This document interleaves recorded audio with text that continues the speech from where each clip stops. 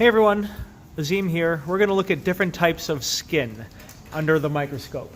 So here I am at scanning 40x total magnification, and we can see the different layers of skin. This is a longitudinal cut because at the top we've got the apical side, the superficial portion, and we can go deeper and deeper into the skin to the hypodermis. You can see the fat cells, the adipose cells down here. So this is just the slide is labeled human skin unpigmented. And so let's look closer, deeper into the tissue. We can see that the most superficial layer is a bit flaky. That's the stratum corneum.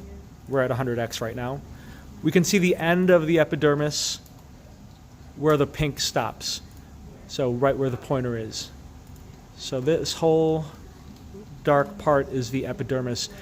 Epidermis is made of keratinized stratified squamous epithelial tissue.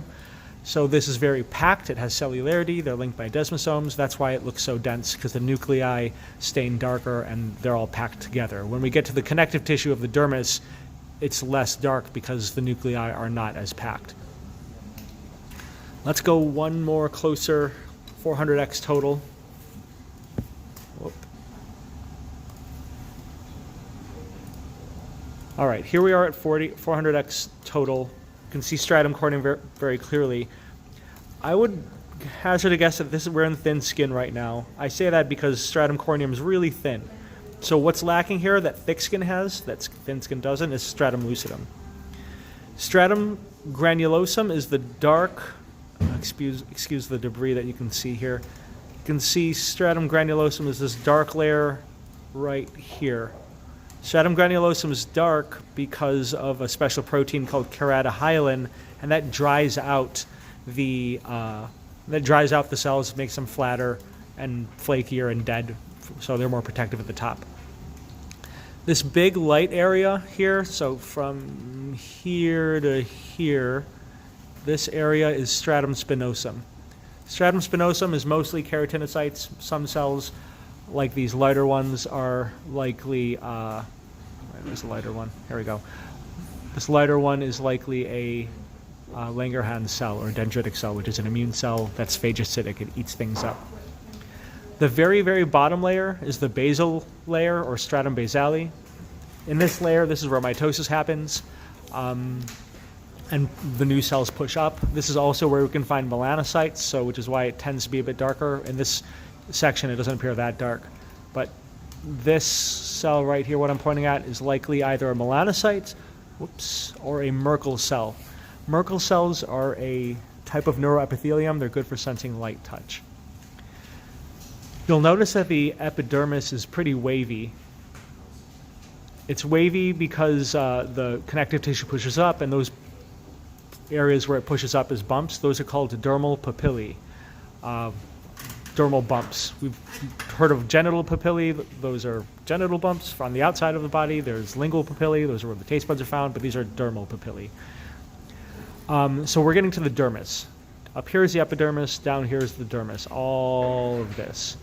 This first part up here, where it's a bit lighter and not as prominent, you can see down here it gets very prominent with its fibers. So starting here and higher, that is the papillary layer, and the papillary layer is made of areolar connective tissue, loose areolar connective tissue. This is where you'll find blood vessels, because the epidermis is avascular, so you need blood vessels feeding the cells of stratum basale. Deeper, you'll find the reticular layer, so starting here and down, you can see the dense, irregular collagen fibers. This is dense, irregular connective tissue, really, really thick. So the papillary layer is not that thick. Dense, irregular reticular layer. The reticular layer is much bigger. I know that sounds like a weird name. It's the reticular layer, but it's dense, irregular tissue. It's not reticular fibers. These are dense, irregular fibers, or dense, irregular connective tissue with the collagen fibers going every single direction. Very good for cushion and multi-directional force. If you keep going down, down, so you can see there's a lot of dense, irregular. This is still dense irregular, still dense irregular. We finally get to our last tissue of the skin. This is adipose. These are adipocytes of adipose tissue, a loose connective tissue. The border, this border here where the arrow is, this is the end of the cutaneous membrane. So when we say cutaneous membrane, we're talking about the dermis and the epidermis. Epidermis, dermis, dermis, dermis, dermis, dermis, dermis, there. So the fat layer, the adipose, that can be referred to as subcutaneous or hypodermis. They mean exactly the same thing.